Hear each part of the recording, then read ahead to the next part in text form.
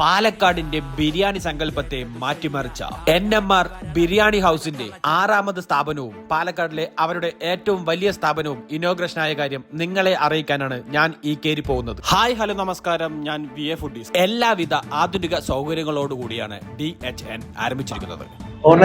दो परोटा, दो चपाती, एक अंडा चिकन करी, एक अरबी अल्फाम क्वार्टर.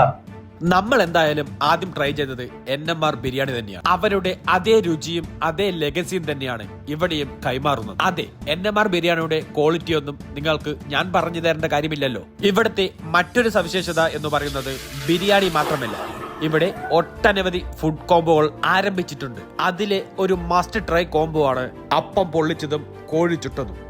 രണ്ടും കൂടെ കൂട്ടി കഴിക്കണം. ഒരു ഒന്നൊന്നര പൊളി ഐറ്റം മക്കളെ. ഈ ഒരു കോംബോ ആരെയും അഡിക്റ്റ് ആക്കും.